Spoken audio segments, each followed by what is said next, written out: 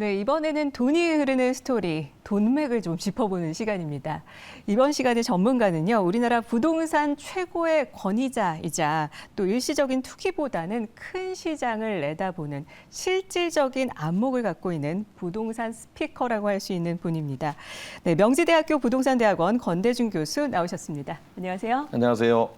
네, 제가 전 출연진, 이 돈벌자의 전 출연진에게 질문을 드리고 있는데요.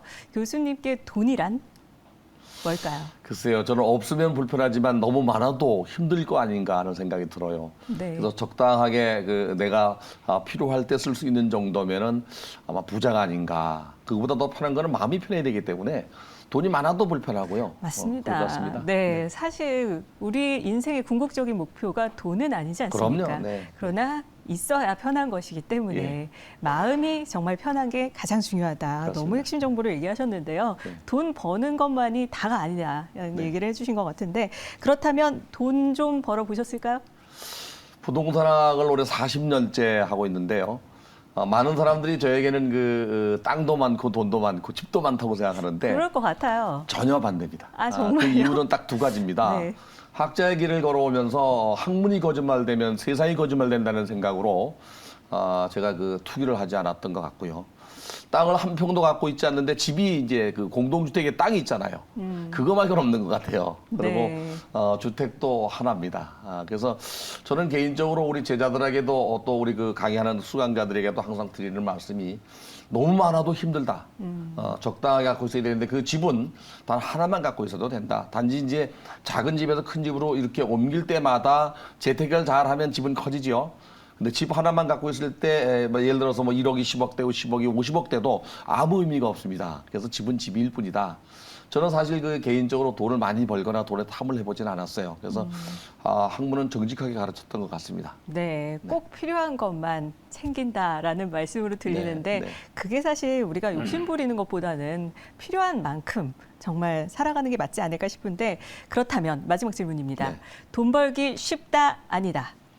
정보가 바로 이제 돈과 연결되기 때문에 돈 벌긴 쉽습니다. 그러나 오, 그래요. 돈 벌기 그런데 쉽다. 이제 오, 네네. 최소한의 네. 그 시드머니만 있으면 돈 벌기 쉽습니다. 근데 저는 이제 정부의 여러 정책들에 참여하고 지금도 심사하고 있기 때문에 그 정보를 통해서 이렇게 돈을 버는 건 잘못된 거죠. 단 한 번도 제가 해보지 않았다고 제가 장담합니다만은 경제의 흐름을 알면은 돈맥이 보일 수 있습니다. 사실 제가 방송을 한 20년 이상 하면서 이런 돈과 관련된 방송을 처음 하는 것 같은데요. 네. 사실 돈 되는 흐름은 이렇게 한 발 물러나서 보여요. 빠르게 보입니다. 네. 근데 이제 그거를 좀 장기적으로 중장기적으로 기다릴 줄 알아야 됩니다. 이 투기와 투자의 구분은 간단합니다. 매입하는 목적이 캐피탈 게인, 매각 차익을 보고 들어갔다면 그 투기예요. 근데 이제 임대 소득을 보고 들어가면 이건 투자거든요. 그래서 그걸 분명히 구분해서 단기적 투자냐, 장기적 투자냐, 월세를 바라보고 가느냐, 매각 차익을 보고 가는 이 차이인데 대부분 사람들 부동산 투기꾼들은 이제 매각 차익을 봐요. 얼마에 사서 얼마에 팔았다 이 얘기만 하거든요. 네. 근데 진정한 부동산 투자는 월세를 받아서 생활에 보탬이 되거나 월세가 잘 나오는 거 지속적으로 나오는 이걸 봐야 됩니다. 네. 근데 돈맥을 볼 때는 그 부동산이 향후 어떻게 변할지, 부동산은 미래 가치가 포함된 현재 가치를 거래야 됩니다. 그래서 우리가 그 얘기하죠.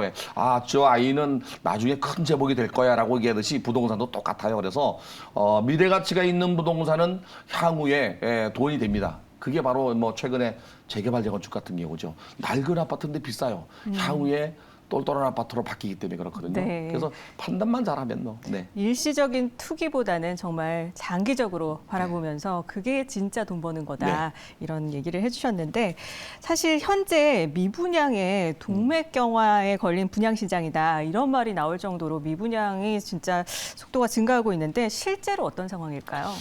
1월 달에 1월 30일 국토교통부가 발표한 자료를 보면요. 1월 말 기준으로 미분양 주택이 7만 5천 가구가 넘어섰어요. 2021년도 8월 26일 날 처음 이제 금리가 올랐거든요. 연속해서 10번 오르고 한 번 쉬었는데 그때부터 미분양이 늘기 시작했지만 실질적으로 많이 늘어나는 거는요. 지난해 7월 달 이 비수기철부터 거의 10,000가구씩 늘어났어요, 월. 그래서 지금 7만 한 5천 가구 정도 되고요. 서울은 1,000가구도 안 됩니다. 996가구 1월 말 기준으로. 네. 인천이 한 3,200가구 정도 되고요. 경기도가 한 약 8,000가구 정도 됩니다. 그래서 수도권이 12,200가구 정도가 미분양인데요.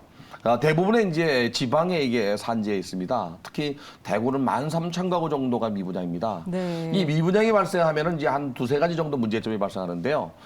일단 그 투자자 입장이 아니고 정부 입장에서 볼 때는 분양이 되지 않으면은 건설사는 건축비 조달이 어렵습니다. 그리고 이 부동산은 대개 개발 사업을 할 경우는 이제 PF라고 하는 프로젝트 파이낸싱을 통해서 자금을 조달하는데 이 이자도 못 내게 되고요. 그러면 건설사는 어려워지죠. 자재값 올라가지요. 인건비 올라가지요. 금리 높지요. 물론 건설사가 문제가 되면 PF를 추진했던 제2금융권을 컨트롤했던 증권사가 문제가 되고 제2금융권이 문제가 돼서 경제에 충격이 커요. 정부는 한 6만 가구 정도가 적정하다고 얘기를 하는데 지금 7만 5천 가구는 뭐 그렇게 경제에 충격을 주지 않지만 곧 제 생각에는 전반기에 10만 가구 육박할 수 있습니다. 왜 그런가 하면 네.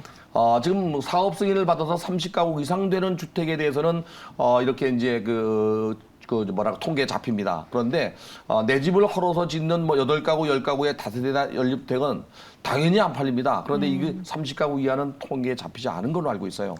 그렇다면 네. 더 많다고 봐야죠. 어떻게 해야 됩니까? 일단은 정부가 2019년도 212 대책이 있었거든요. 그리고 2012년도 910 대책이 있었는데 어떤 대책이었냐면요. 그 당시에 리만 브로더스가 파산되면서 경제가 어려워져서 미분양이 늘리기 시작했는데 2009년도 1월 달에 미분양이 약 16만 6천 가구 정도 됐어요. 이거를 해소하기 위해서 두 번에 걸쳐서 정부가 내놓은 대책이 취득세 50% 감면과 양도세 5년간 면제택을 주면서 이걸 많이 소진했거든요. 과거의 정책을 어떻게 했는지는 우리가 한번 돌이켜볼 필요가 있고요. 지금 시장에 고금리가 지속되는 상황에서 이 미분양 주택을 어떻게 해결할 것인가는 정부는 고민해야 될 때가 됐다라는 생각이 들어요. 네. 저도 이제 정부 회의에 들어가면 그 얘기를 하거든요. 네, 심각한 문제인 것 같습니다. 그렇죠. 네. 네. 그래서 미분양 주택이 늘어나는 속도도 문제고요. 또 이제 이거 제일 중요한 것은 원희룡 장관도 그 말씀 하셨어요. 건설사가 자구책을 먼저 내놔라. 할인 분양을 하던 무이자로 가던 그렇게 해서도 안 될 경우에는 이제 대책을 내놔야 되는데 제가 지난주 기재부 회의를 들어가서 그런 얘기를 했어요. 무슨 네. 얘기를 했냐면 일단 미분양 주택을 예전처럼 취득세 50% 양도세 50% 이를 감면하는 게 아니라 5년간 감면하는 게 아니라 무주택자에게 일단 먼저 이런 혜택을 줘봐라. 그리고 무주택자가 내 집을 마련하게 되고 그러고도 미분양이 나면 1가구 1주택의 혜택을 주고 그러고도 미분양이 나면 이제 무수지 청약을 하듯이 이렇게 분양을 하면 오히려 무주택자에게 여러 가지 세제 혜택과 금리 인하를 좀 해주면 내 집 마련의 기회도 될 수 있다는 생각으로 제가 말씀을 드렸은 적이 있어요. 네, 그렇군요. 네, 우리가 기준금리 인상은 과연 어떻게 될까요? 여기에 대해서도 아주 관심을 모으고 있는데. 거시경제 측면에서 볼 때는 지금 미국의 블룸버그 통신이나 또 CNN 방송 같은 걸 보면은 뭐 대충 알 수 있는데요.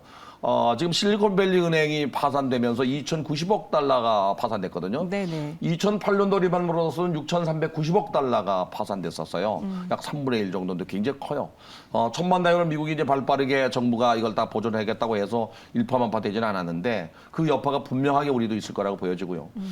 사실은 미국이 지난달에 물가 상승이 6.4%였습니다. 네. 그 전달에 6.5가 0.1밖에 안 내려왔기 때문에 미국이 금리를 올리는 목적은 딱 세 가지입니다. 하나는 이제 금리를 올려서 물가 잡겠다는 거고요. 그렇죠. 유동성 자금을 줄이겠다는 거고. 뭐 이런 여러 가지 이유가 있는데 물가를 잡는 것보다 금융시장 안정화가 되지 않는다면 금리를 못 올릴 수 있어요. 그렇죠. 근데 이제 지금 그럴 경우에는 부동산 시장에는 좀 좋은 영향이 근데 그게 될까요? 그걸로 끝나는 경우는 그럴 수 있는데요. 네. 향후에 또 올릴 가능성이 있어요. 미국의 물가를 2%를 예상하고 있기 때문에 거기까지 가려면 아직도 멀었다. 네. 그래서 미국이 만약에 금리를 멈추면 우리도 아마 뒤따라 멈출 수 있고 또 미국이 금리를 내린다면 우리도 아마 뒤따라 내릴 수 있지 않겠나.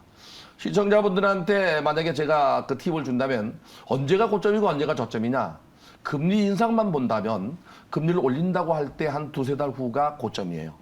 그리고 고금리가 지속되면은 지금 현재 상황에서는 주택 거래가 쉽지 않습니다. 그 이유는 주택을 거래하는 사람들의 평균 나이를 우리 구매력 평균 나이라고 하는데 주택이 없어서 주택을 사는 사람들이 40세 전후입니다. 근데 35세에서 45세는요. 고금리를 경험해보지 않았어요. 네. 저희 때는 고금리를 그래서 경험해서 막 저는 던질 수 있는. 네, 제가 집을 살 때는 12%였는데 그 당시에 경험해보지 않았기 때문에 저금리에서 살아서 지금 주택담보대출이 아무리 정부가 규제해도 5%, 6%에 있는데 실제 대출 받으러 가면요. 신용등급을 적용해서 7, 8%가 돼버려요. 이래 되면 고금리죠. 네. 만약에 10억짜리 주택을 6억을 내 돈을 들이고 4억을 대출을 받으면 그 4억에 대한 이자가 8%만 돼도 3,200만 원, 월 거의 280만 원 내야 돼요. 네. 그래서 고금리를 경험하지 않았기 때문에 고금리가 지속되는 한은 주택 가격은 하락할 수밖에 없다. 네. 그런데 이제 언제가 저점이겠느냐? 미국이 금리를 내린다면 분명히 우리도 금리를 내리기 때문에 내리면 유동성 자금도 늘어날 수 있고 대출이 쉬워지기 때문에 결국에는 부동산 가격도 내놓은 물건을 걷어들이고 올라갈 가능성이 있어요. 네. 아마 그때가 저점이 아니겠나. 금리가 낮아지기를. 그래서 사실은요, 금리를 올리면 네. 뭐 이 그 부동산 시장이 어려운 게 아니라 경제가 어려워져요. 그렇죠. 모든 기업은 약 90% 이상 레버리지 효과로 은행의 융자를 쓰는데 이 조달 금리가 높아져서 금리가 올리고 난 2021년도 이 7월 8월 달 이후에 시계열 분석을 보면은요. 그래프를 보면은 가계 대출은 내려가고 기업 대출은 굉장히 늘어나는 걸 알 수 있어요. 네. 그래서 기업이 어려워지면 이제 경제가 어려워지죠. 경제가 어려워지면 금리에 관계없이 주택 안 삽니다. 이게 이제 제일 무서워요. 그렇죠. 근데 네. 정부 규제에서 찾아볼 수 있는 어떤 부동산 해법이 있을까요? 저는 지금 현재 윤석열 정부가 웬만한 대책은 다 내놨어요. 지역 규제도 전부 다 완화했고요. 지난번에 그 1월 3일 날 대책도 다 내놨고 지금 앞으로 내놓을 거라면 이제 뭐 DSR 좀 규제 완화인데 이건 또 바젤 협약에 의해서 내리는 게 쉽지 않고요. 결국 비분양 대책을 좀 내놓는 것과 또는 그 어려울수록 이제 정비사업 규제 완화도 다 했지만 이걸 좀 더 원활하게 갈 수 있게 하는 방법. 이 방법밖에 없는 것 같아요. 그리고 아까 말씀드린 미분양 대책 해소책으로 세제와 관련된 내용 이 정도인 것 같아요. 네. 네. 그러면 어떤 실제로 규제 완화가 이루어진다고 해서 그렇게까지 영향을 미치지 못할까요? 그러면 저는 아무래도 이제 실제적으로 도움이 되는 건설사가 무이자로 간다면 이자가 높고 관계 없잖아요.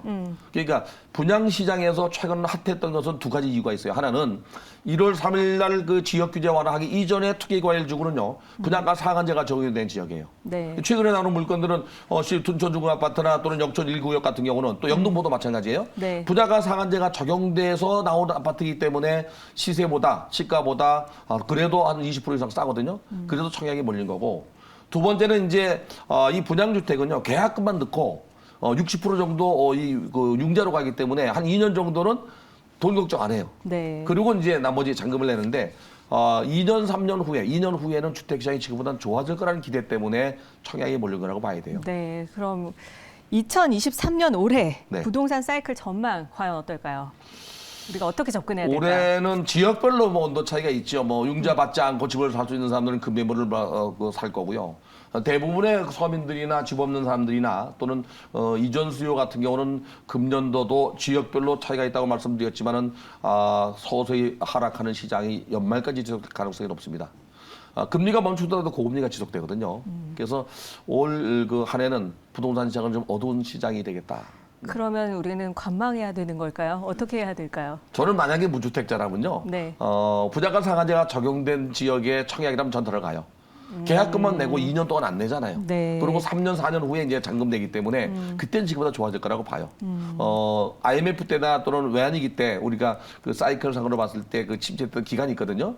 IMF 때는 한 3년 정도밖에 안 갔지만 리만 사태 때는 한 6년 이상 갔거든요.